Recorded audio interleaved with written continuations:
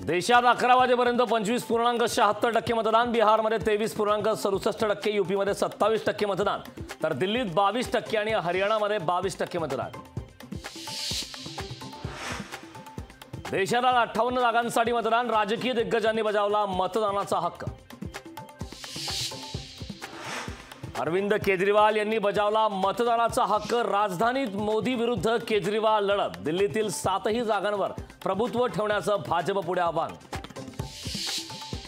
कोकण पदवीधरसाठी निरंजन डावकर यांना संधी मिळण्याची शक्यता, मुंबई पदवीधरसाठी दीपक सावंतांचंही नाव चर्चेत।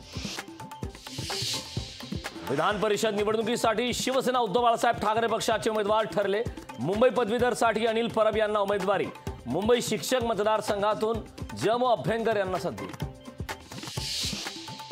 अभ्यासक्रमामध्ये मनुस्मृतीच्या सहभागाचा निर्णय चुकीचा, अभ्यासक्रमातील मनुस्मृतीच्या समावेशाला भीम आर्मीचा विरोध।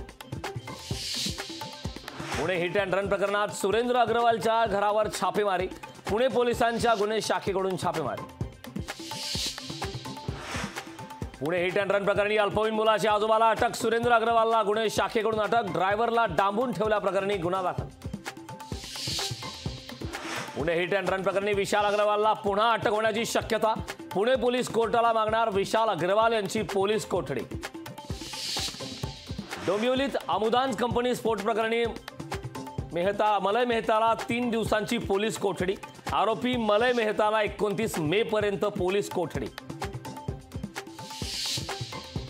27 मे रोजी 10वीचा निकाल जाहीर होणार, सोमवारी दुपारी 1 वाजता ऑनलाईन निकाल पाहता येणार।